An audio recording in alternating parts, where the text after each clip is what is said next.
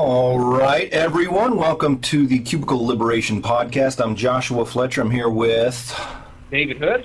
And today we are going to talk about a major topic, which includes why an online business.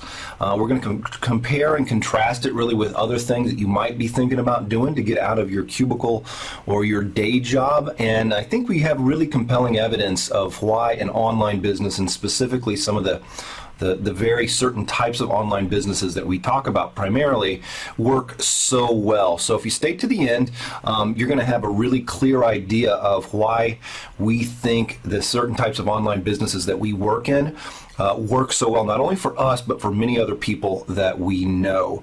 So, David, you have anything else to add before we kind of crank it up and get into this? That's great. Love it. Let's do it. Okay, cool. So, with the kind of advent of the internet and how things have kind of progressed over the last 20, 30 years, it's really created a lot of opportunity to, kind of flatten the world, so to speak, meaning that you, as a very small operation, even kind of as solo entrepreneur, you don't have as much of a barrier to entry of getting going online now as you would have 30 or 40 years ago trying to open up a brick and mortar store, a local restaurant, some type of retail operation or something like that, right? Being able to launch a website for, $20 if you can build it yourself, or a few $100 if you need someone to help you, and putting your content together and getting your products kind of up and going, or putting together an information product, or being able to do a podcast like this, or operate as an agency or a service provider. Whereas 30 or 40 years ago, that might cost you $40,000, $50,000 or more to get going. You can now do that really with your kind of fixed overhead being even less than $1,000, right? If you know what you're doing and you can just provide that service. So what that really lets people do as a small operation is get in, keep their overhead low, right? Keep those fixed costs very low, which lets you operate with a very large profit, and also gets rid of a major failure condition, right? A failure condition is something that can completely take you out of the business and either make you completely start over, or might even be so bad that you just don't you don't want to go back in and try something different again. So, if you've taken out a business loan and you're starting a retail operation and you missed something on your business planning and you're watching your account values just slowly go down, it's almost like you're just, waiting for a slow death. And that's one of the things that having an online business with a very low overhead can get you to be cash flow positive very quickly. For me, that's one of the primary things that let me get into this and let me grow this, right? When I got started online, I really did not have any money. I had negative money. I was able to kind of sell some services. Yeah, it's kind of an unusual position to be in. And it's certainly not very fun. Not so unusual for some people. Yeah, well, that's true. Yeah, that's true. It's something that's uncomfortable. And, I know just from my own personal experience, when you're that way, you really do feel kind of stuck. Like there really aren't options to get out of the pickle you're in. And, being able to do something very, very cheap, I still had some things in my life that I was able to, leverage or sell, right? Some tools, a vehicle, things like that. That got me some cash. Even though my net value was still negative, I did have some cash to work with, and that was enough to get me some training and to get some websites built and some deals put together that let me really, I say slowly crawl out of it, but from compared to most other ways you would go about earning extra cash, it was very fast. Within 90 days, I'd put more than $10,000 cash profit in my pocket, and was in a position where I was making maybe $15,000 a month within 6 months, really regularly, with very, very little overhead. I say very little overhead. To keep my whole business running, it was probably less than $200 or $300 a month, right? And so if you're generating $15,000 and you only cost you $400. You can see how cash flow positive that is, right? It's a very strong position to be able to grow a business into something like that within 6 months of starting with no experience. So, David, I know you have not necessarily a very different, kind of experience with getting up and going, but you weren't coming into things with a really negative net value, and but I do know it took you a while to kind of get some traction and get going and things like that. Do you want to talk about that a little bit and why? I know for a long time you eyed, getting going online. You had an engineering job that was paying well, but you kind of wanted something different. So is there a reason that you looked at online? Well, I'm just like a computer geek. I built websites when I was a kid.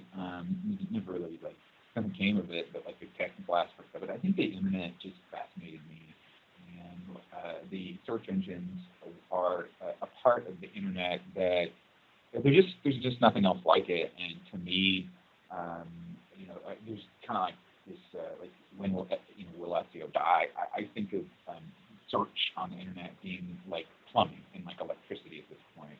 It is part of us, and unless there's like an apocalypse or something, and everything gets taken down, it's going to be here 100 years from now. People are going to be. It's so valuable. I don't know if I recognize this intuitively or intellectually or both at the time, but it's so valuable to society to be able to have a question or to have something you're trying to look up some information about and be able to search and then have some relevant answers within a few seconds. To be able to do that, like you try to contrast that with like what it would be like in like 1980s to do the same thing.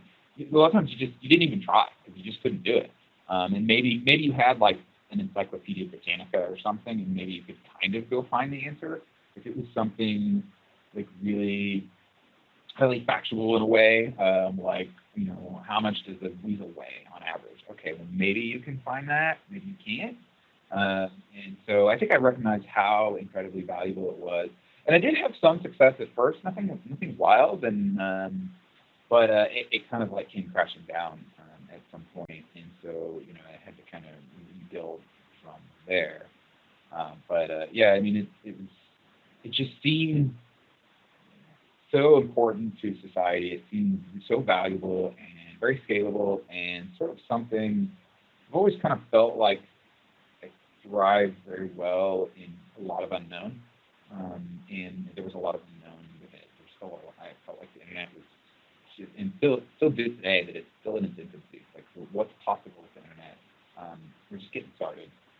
And like what's the internet going to be in 100 years? I think it's going to be just like what it can provide for us is just amazing. There's just so much potential there. So. No, you know what? I think there's something that Mike Long has said, and it's a quote I think he heard from maybe Gary Halbert, and who's like a legendary copywriter and kind of business consultant.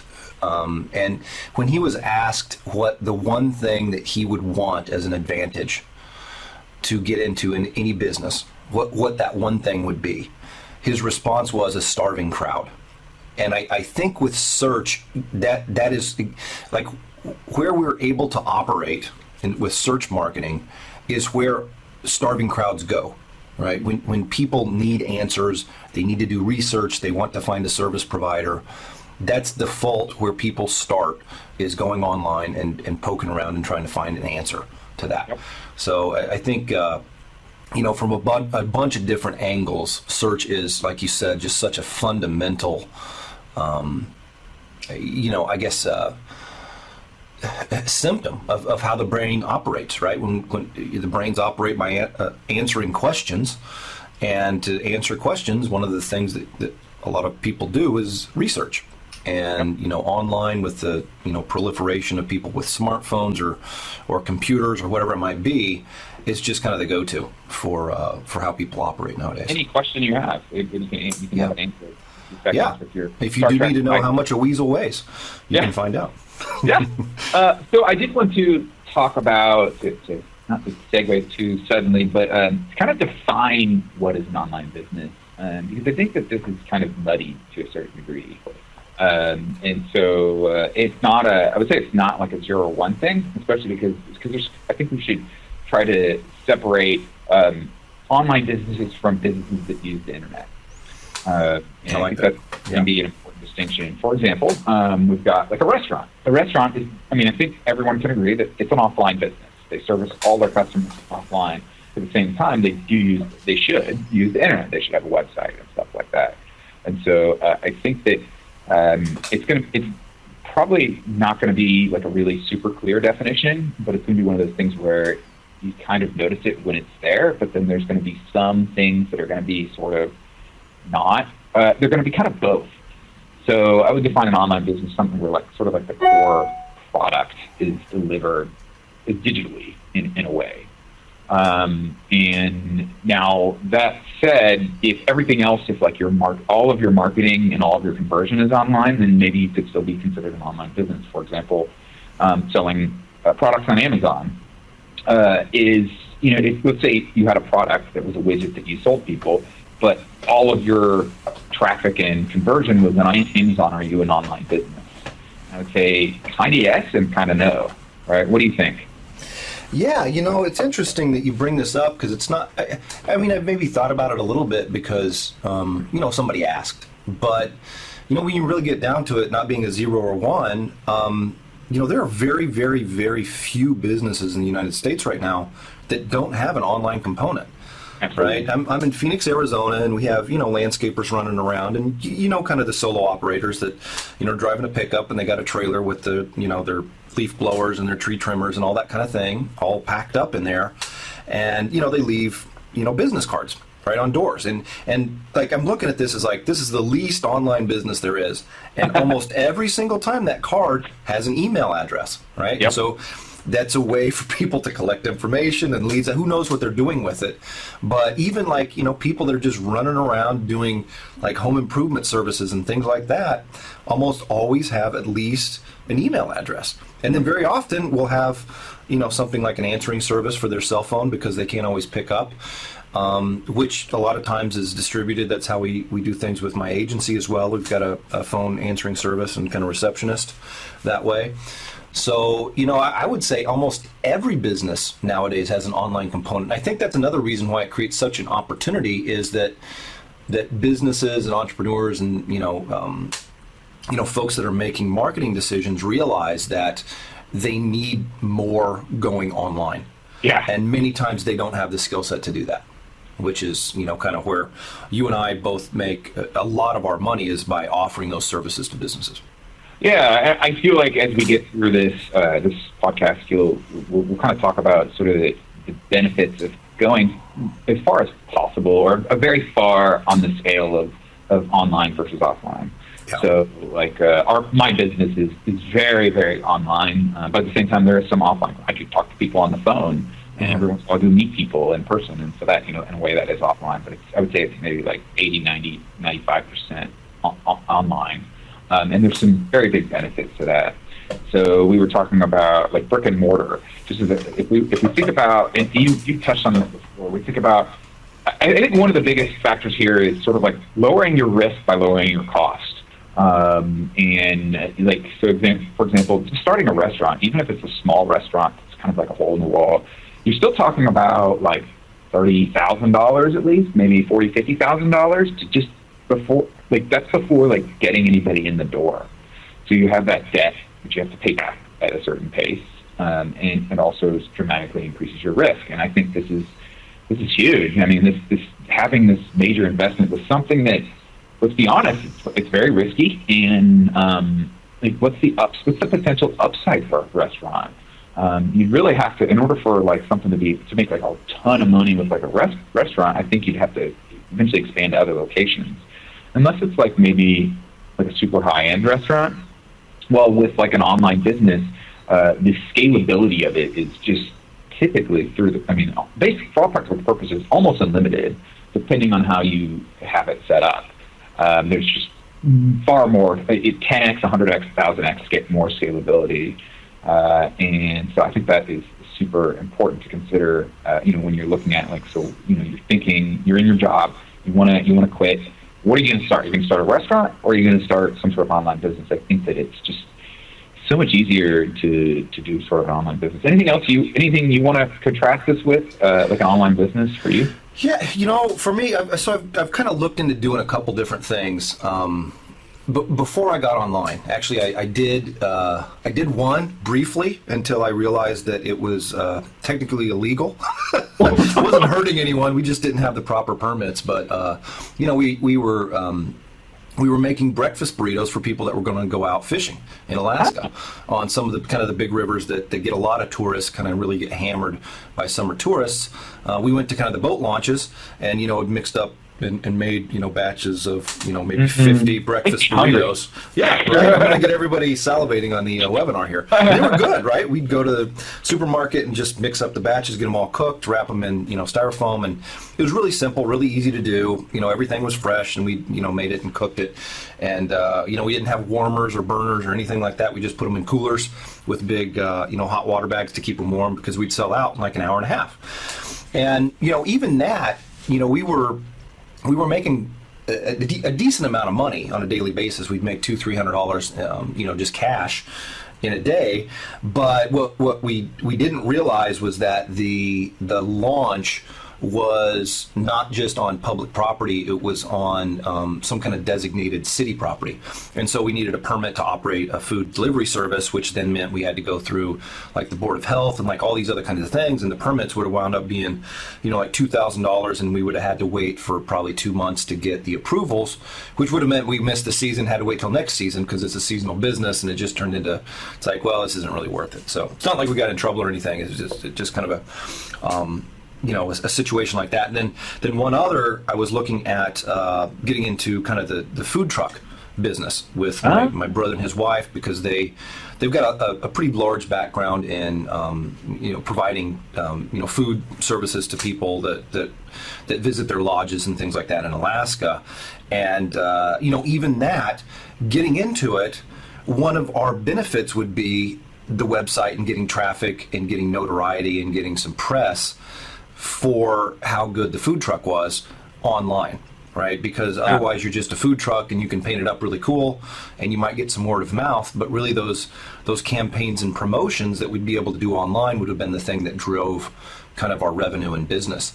So, but then also there's a big investment in that, right? Yeah, right. The truck would have cost a certain amount of money. We were probably looking at getting into it for maybe $15,000, give or take, of just kind of overhead with the truck and the stoves and making sure things were clean and all that kind of thing. Yeah, what's nice is, we kind of build a lot of that stuff, so we could lower that overhead quite a bit over somebody who just knows how to cook but doesn't necessarily know how to keep a box truck running and doesn't know how to, work with, stainless steel if something breaks and getting things going. So yeah, anyway, I think that, for me, any business can have a huge advantage, right? That starving crowd, by having an online component. So, I think even if you're not looking at doing an online business, understanding the online component of it is going to be an advantage you want to take advantage of, right?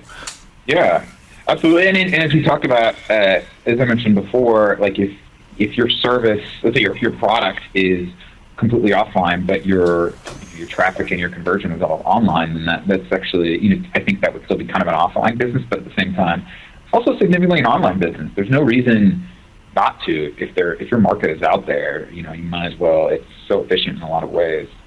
And I also want to talk about kind of go on the extreme end of the spectrum here and talk about let's say opening like a McDonald's franchise. That's like $1 million to open a McDonald's franchise. Now, I think you have a much higher chance of success than like other types of business models, because they are essentially giving you your business model, they're training you, and there's a lot of branding that kind of goes into that. People know the offer is very clear with McDonald's. Like when you drive by, you kind of know what they're offering, right? You know exactly what's going on there. But you think about like what you said, you could start an online business for less than $1,000 versus $1 million. Wow, I mean, it kind of feels like to start McDonald's, you already have to be kind of wealthy to even have a chance at it.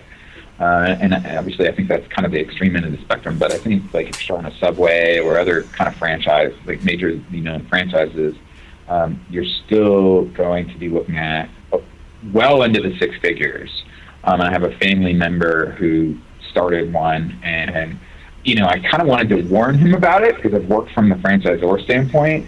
But you also don't want to be. I didn't want to be like the messenger of bad news, and it ended up not working out, and he lost a lot of money.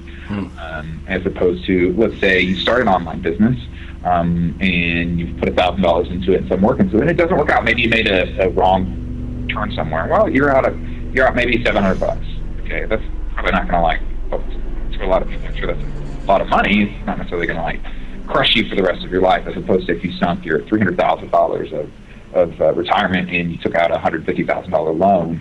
That's going to really suck. That's totally whole different story.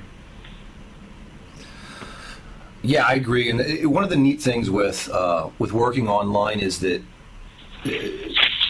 because I guess because the size of the investment tends to be so much lower, that even you put $1,000 in and maybe you only lose 700. What you got for that $700 could be an invaluable lesson that lets you make your next $1,000 turn into $100,000. Like right? training. Yeah, and whereas with 300,000, you sink that whole thing in, you're really just trying to work as a franchise.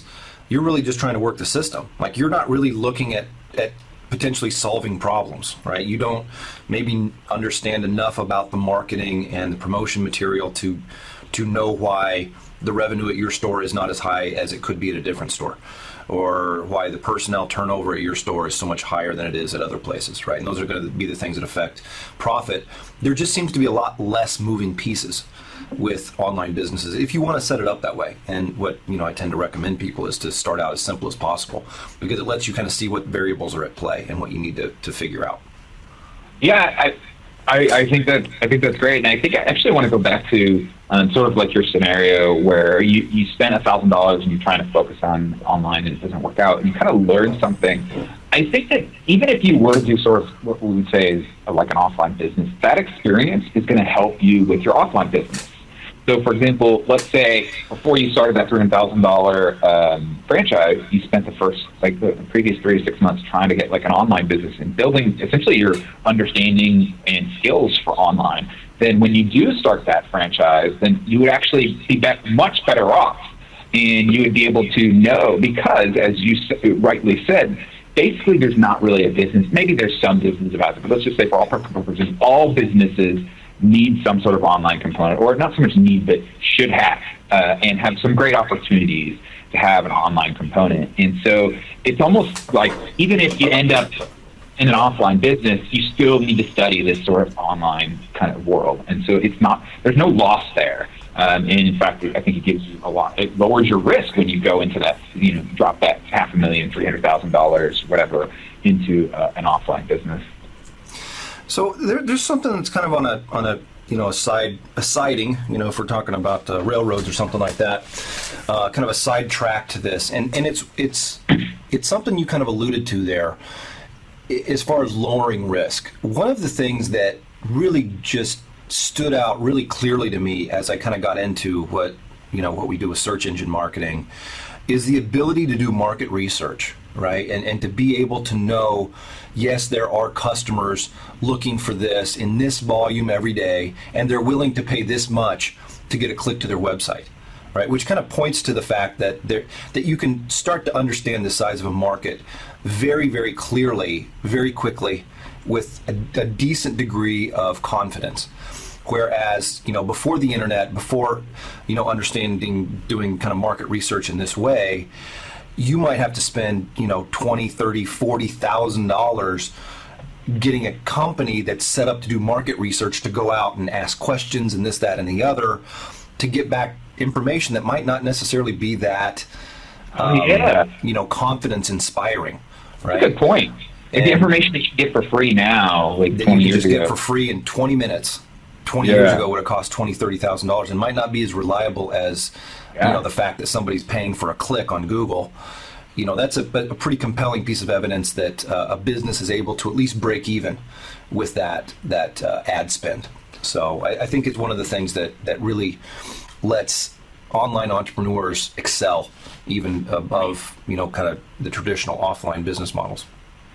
I'm so in agreement, and I'm really glad you brought that up, because it's just so important to to kind of, there's sort of a Sun Tzu of like, you know thyself. I can't remember, it's like there's three things. It's like know thyself, know your plan, and know your enemy. I don't think I'm getting the plan. Yeah. But or know your environment.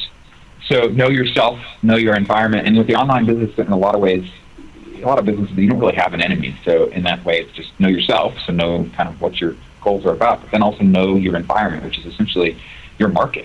Who are you trying to serve? And to be able to know that 1,300 people per month search this one thing, this one specific thing, that's super, super valuable, and it's out there. It's out there for you to find, and that's a really big advantage. I agree.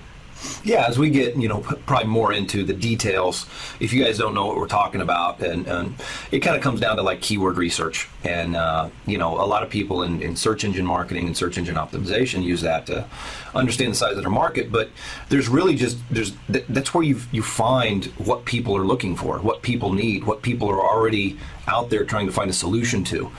And it's really a really confidence inspiring and risk minimization piece of doing work within search engines. So yeah. And I think the risk factor is just so important for this, because if any new endeavor you're going to do, there's a high chance of you're going to make some mistakes, and that's fine. There's nothing wrong with that. Doesn't mean you're a bad person, but if you kind of are planning for that to a certain degree, having something low cost that isn't going to hurt you a whole lot is 100x, 1,000x what it might hurt you with other businesses is super important. There's also one thing that I want to mention is sort of how the tools have grown on how to do the internet from like 20 years ago. So the ability to set up a website that you didn't have before, now it's so much easier than it used to be, and simple. And now if you haven't done it before, it's going to seem really complicated, but I promise you, once you've done it once or twice, or even just kind of like go and do a little bit of research, there's some really, really simple solutions. It used to be you'd have to like program with HTML, you'd have to be a webmaster. And now there's something, it's a content management system called WordPress, and you might be familiar with it. It just makes it so easy to get a website started and make it look like a real website very quickly, to where you don't have to be a webmaster, you don't have to be a web designer, you don't have to be a programmer to have a reasonable looking website up. Like today, basically, if you were to really do the research, buy the domain, get the hosting, and you could have a website up and be able to edit it, be able to put your message out there, or your product out there, or your service out there, very, very quickly and relatively easily. Yeah, that's something I almost take for granted at times. Like before we jumped on and started recording for this episode, we were looking at the website to go with this podcast as a platform for people to learn more about it and subscribe to it and things like that. And within 10 minutes, we located something that worked. Figured out the price was very affordable. Had it all kind of acquired and secured. While the website's not built yet, within a few hours we'll have something live, which is just, there's no possible way you could do that offline. Like, even if you were trying to set up a landscaping business, it would take you longer than that to go to Home Depot and buy the tools you need and get back home and get them in your truck, right? It's just insane, the speed of deployment, I think, which is another thing that minimizes that risk. Being able to try an idea very quickly for a low cost, so that if it doesn't work, you can fail fast, right? I've heard that term someplace, and I think it's obviously you don't want to fail, but if you are going to fail, it's nice to be able to have that turnover so you can jump back in the game. Yeah, so if you got $10,000, maybe you don't put $10,000 into your business. Maybe you put $500 in your business. You figure out if it works. If it works, we'll just double down. If it doesn't work, you've still got 20 more tries to get it right. Yep. So, yeah. And kind of the trend of things getting easier it's moving heavily in that direction. So the going from, okay, so for HTML, you have to, let's say you have a 10-page site with 10 different pages on it. You'd have to create each individual one. You'd have to create every single little component of it, and essentially start from scratch. To you buy your hosting, you have it set up. You you have like basically a one-click install where you set up some basic like what's your username and password, and then you have a website up with several pages that you can go in and edit just almost as easily as if you were like editing Word documents. I think kind of where the WordPress comes from, and there's a whole host of other tools that in slightly different online arenas that are doing the same thing. They're making it so that you don't have to be, your technical skills don't need to be super great in order to actually get it done. There's plenty of people out there who know nothing about programming and who have got beautiful, nice-looking websites. I would encourage you actually if you have that $10,000, to not spend that $10,000 on building a beautiful-looking website to start, because no one's seeing it. But spending a little bit of money would still be pretty beneficial. You can find people for, like Flip said, a couple $100 to design a website, but there's going to be other things that you're going to need. And there's tons and tons of useful tools out there that are going to make it much easier and much faster for you to get things going. Like you said, imagine trying to start a restaurant in like an hour, which is basically what you can do with a website. In an hour, you can go from having nothing to having a basic website up. Yeah, I think, like I said, kind of at this point, having done this now for 6 years or so, it's almost something you take for granted. But really being able to, I like what we're doing here with, contrasting this for people, showing people how big of a difference it is to being able to operate online efficiently and effectively. It really is just an advantage that it's so overwhelming. It almost creates like a no-fail situation if you approach it the right way. So, what else do we need to talk about here? I see some of the notes that you've put down, which I'm kind of interested in, because a few of them are things that came out of your brain that I haven't talked to you much about. Like I see Shark Tank on here, and some of the things. So I think obviously it's kind of a popular show nowadays. But yeah, what were you thinking about when you put that down there? Well, I was thinking about there's a bunch of different business models on Shark Tank, and I'd say a lot of them are kind of what I would define as sort of offline in a lot of ways. At the same time, I think Mark Cuban on there a lot he talks about SEO. It's important to him, so that to tell you something. But he's always looking to actually. So it just happens over and over again. Now, I don't have to watch all Shark Tanks, but I've watched a lot of them. There's a company that comes on, and they've got they've got maybe, let's say they're selling sweaters. So they technically have an offline business, but when you look at sort of how they sell it, it's purely online. So they're like, yeah, we kind of, we had some social media's been working for us, and we rank for SEO stuff. Or we do paid ads, and we're generating a lot of traffic, and it's highly profitable. But now we want to move into brick and mortar stores. And this almost always gets Mark Cuban to be basically say, I think you're wrong. Because what ends up happening when they kind of move into brick and mortar stores is their profit margin goes down significantly, not just a little bit. And I think that if you've never run businesses before, the difference between a 60-70% gross profit margin, which is basically not so much, which is sort of the profit per unit sold, not including any fixed costs. So not including the building or website, but how much does it cost if you sell something for $100 and it literally costs you, $30 to make and ship it to them. Okay, that's just the part of making and shipping to them. That would be a 70% profit margin. Okay, then there's a huge difference between that and a 20 to 25%. If you have a 20 to 30% profit margin, that often is a recipe for actually a business that doesn't make money. And so when you start, the value of doubling your profit margin, doubling or tripling your profit margin is much higher than it would seem, and your ability to continue to grow, and your risk with kind of the offline businesses, and kind of those offline channels. It's not you can't be profitable; they're much higher. And he's just why don't you just want to just kind of scale this better and just keep being more profitable? And if a billionaire is telling you that, then I think that people would listen. A lot of times they don't listen.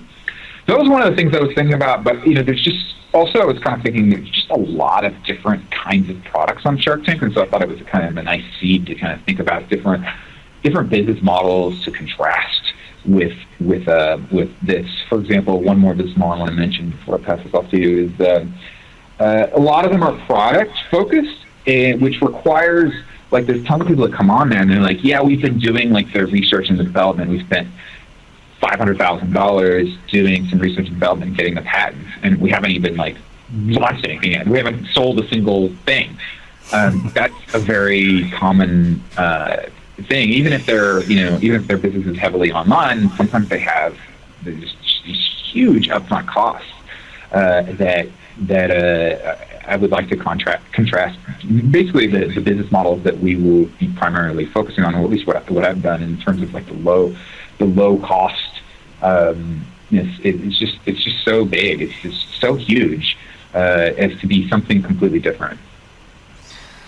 Yeah, that's huge, David. I've actually got kind of a couple different pieces of personal experience. Before I worked online, I actually was I was living in Dallas, right? You brought up Mark Cuban. I know you like the Mavs, so yeah, go I was in Dallas, and like I kind of had just a side job working for kind of a friend of a friend who had a clothing company, and her business model was, going to conventions where people, primarily from China, will come and show what they've got to sell. And then she'd, buy essentially what she wanted, have it shipped to her warehouse, which is where I worked, right? I was just receiving packages, opening them, getting on the racks, putting orders together, getting them shipped and all that kind of thing. So what she was doing effectively was just, sourcing materials from China and then selling them wholesale to like boutique stores. And like I knew her numbers well enough to know that she was running at maybe a 10% profit margin, which, the numbers she was doing for just kind of a solo, she had maybe three people working in the warehouse, and that was it. She did most of the other stuff as far as taking orders and that kind of thing. She was doing $250,000 a month. And then after everything was said and done, she had maybe $25,000 left over. So it's net profit margin, not gross profit margin. That's exactly right. Which is fine. Yeah. Which is fine, but I mean, she was working 120 hour weeks. She had strong cash flow. She had a good, a large-ish business for somebody that started out of her house. Mm-hmm. But, you and I know that people who run like SEO agencies or something who are at that level, our profits are just so much higher. And actually, while you were talking about that, it reminded me of that story. I went and looked to see, whether or not she was actually still in business, and her entire business model has shifted. And what she does now is e-commerce. And so, because of those, the world flattening, China being much more accessible now than it was, this was, 15, 18 years ago when I was doing this. I think maybe 15 years ago, just to give people kind of a sense. This was like 05, 03, somewhere around there. It forces people to change. And, being able to go online and find exactly what you want, it really makes that convenience factor very, very different. Where before, to get a $3 printed t-shirt, you're just not going to find that. Now, anybody can go on Alibaba and find, super wholesale rates produced in another country for pennies on the dollar. If they want to set up a business, they don't even have to manufacture. Most of the getting things stuck in, what do you call it when you have to bring something into the country? Customs? Right? Yeah. Getting things stuck in customs is kind of a real issue with all that. And those barriers have really been dissolved in a lot of ways. And, it's just kind of interesting to see how things are evolving and what people are still able to do to make money.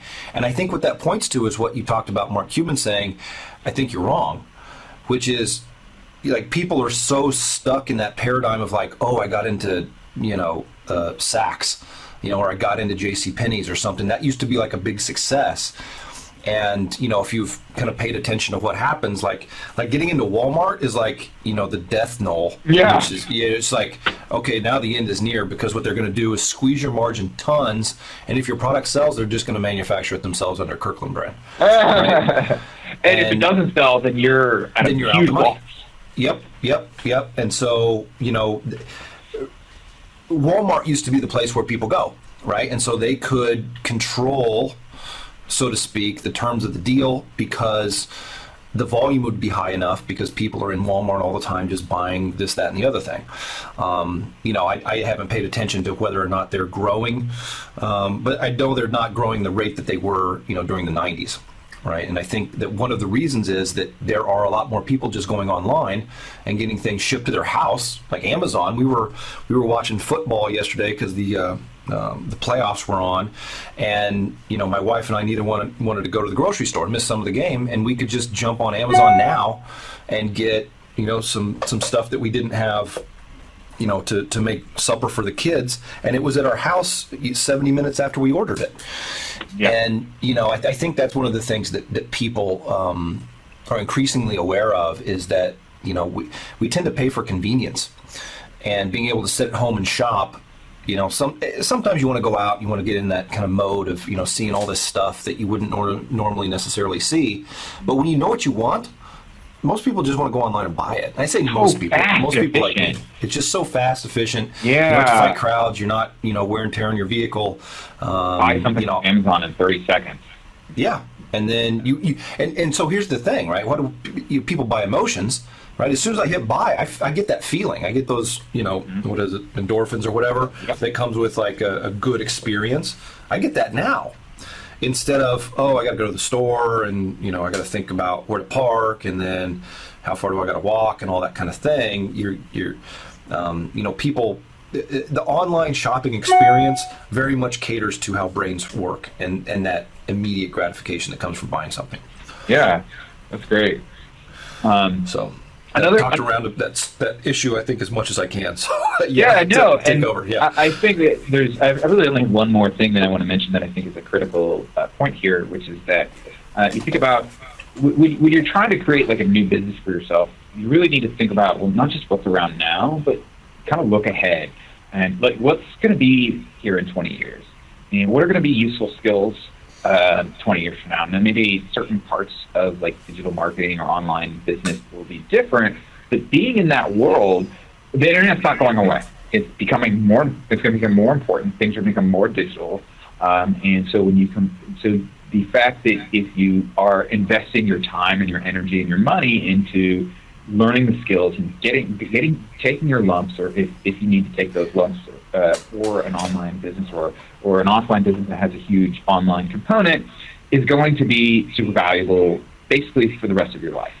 As opposed to, as I think I showed you something on Facebook the other day, is as opposed to spending $5,000 and 100 hours of your time taking training on how to drive a truck. Now, I'm not knocking people who drive trucks. I'm not saying there's anything wrong with that, but that job is going away. Cars are going to be driving themselves, and trucks are going to be driving themselves very soon. In the next 10 years, a very large amount of cars are going to be self-driving, and sort of new cars. In the trucking industry, imagine at some point it's going to be low cost enough to where they're not going to hire truck drivers. So if you think about it fails this check. Are there going to be, especially if you're young, in 20 years from now, is there going to be a truck driving position open for you?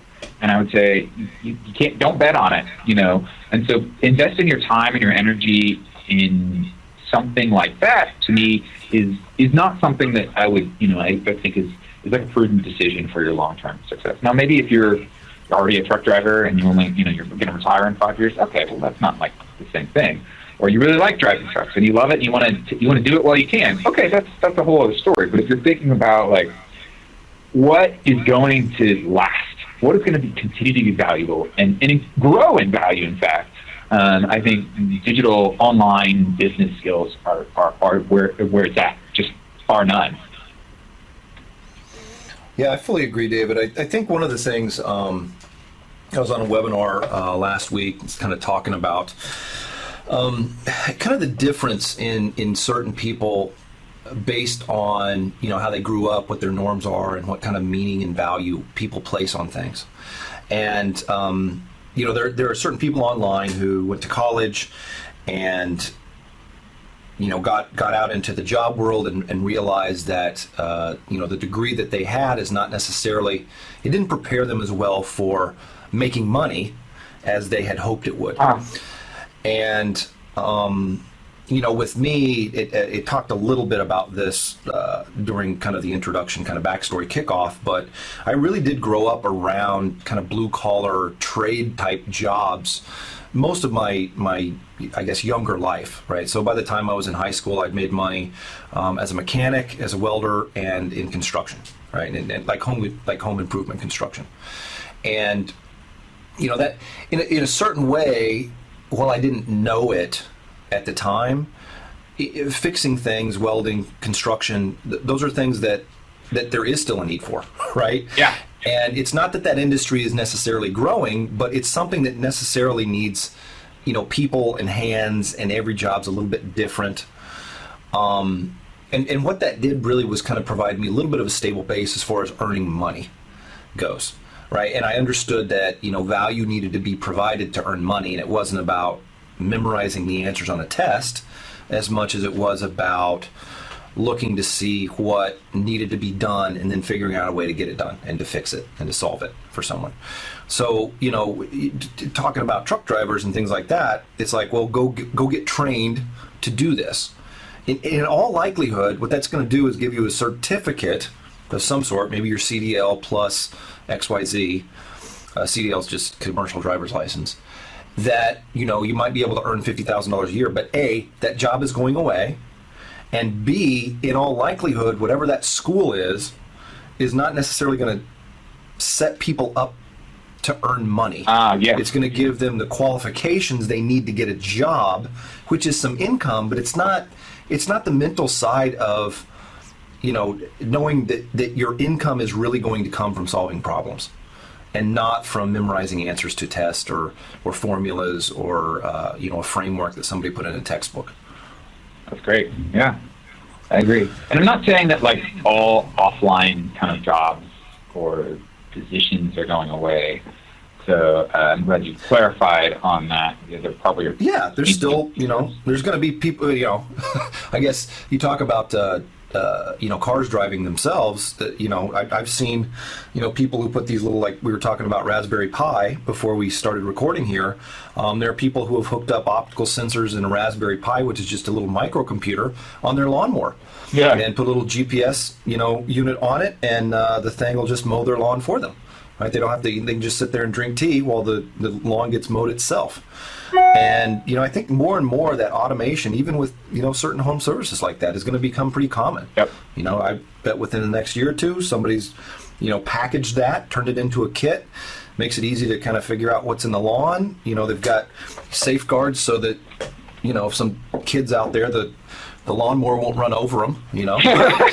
And Yeah. From there it's just kind of like these automations are going to become more and more commonplace. So I agree with you in thinking that it's a consideration you need to make now as far as what you might be getting into. Yep. And even if you are a truck driver, right, and you want to retire in 5 or 10 years, well, you got a lot of road time. Subscribe to the podcast. Yeah, there you Learn go. about I love digital it. marketing so that you can, when you rotate out of the current job you're in, just make good use of your time, I'd say. Yeah. And I think that's one of the kind of hidden traps of being an employee is it's like, okay, you got your 40 hours a week or whatever. That's kind of just, whether it's 50 or whatever it might be.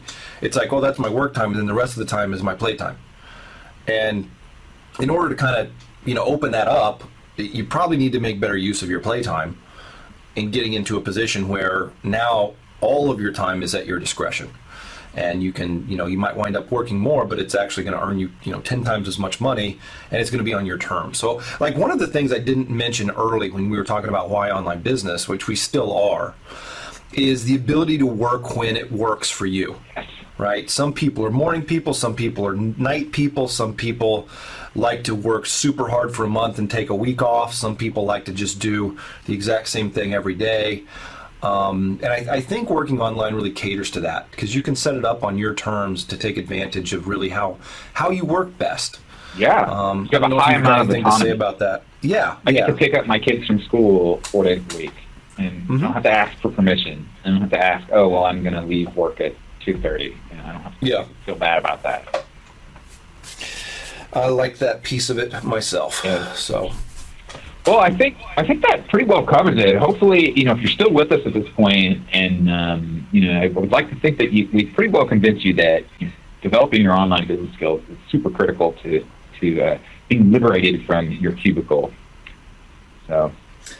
Yeah, I agree, David. I think in addition to that, really what we want to do, like obviously we want people to kind of have this vision of what things can be, but it's also very, very achievable. You know, I didn't have any experience online. You obviously, you know, were kind of a computer geek, you know, self-coined, self-label, so I'm hopefully not offending you by saying that. How are you? Usually, I'm proud of being a geek. We're taking over the world.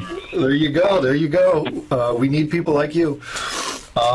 You know, so it's doable, it's achievable, you know, whereas, you know, becoming a brain surgeon, yeah, it's going to be important, but even that, you know, that may be more and more controlled by computers in the future.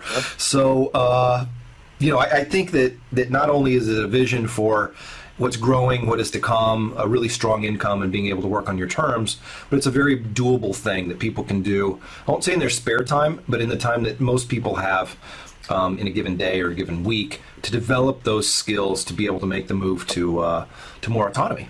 Cool. Yeah, I totally agree. Right on. Well, we will definitely be catching you on the next episode where, you know, we'll be talking about more of these types of things. We've got quite a few topics kind of lined out. David, do we know what we're going to cover on the next episode yet, or do we have that still open I think a little bit? I think we're gonna start with what I think is sort of like one of the biggest, most important thing that is really difficult for a lot of people, and which is traffic. And we're gonna have a whole kind of like a series of traffic, which is like a lot of our podcasts are gonna be about traffic, and then we're gonna create sort of a sub-series on SEO, search engine optimization. So we're gonna start that in the next episode. That's at least the plan right now, is to get started on what is my favorite form of traffic, and I suspect Fletch's as well. So that's what we'll do. So check that out. Love it. I'm excited. And that just kind of as a callback, in case you didn't catch one of the earlier episodes, to kind of a framework of understanding really all businesses, which include elements of traffic, elements of conversion, and elements of kind of product and fulfillment. So traffic is really the engine that makes everything go.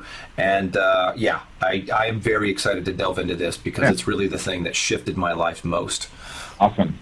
Okay. Well, all right. Thanks for listening to the Cubicle Liberation Podcast. I'll see you on the next one.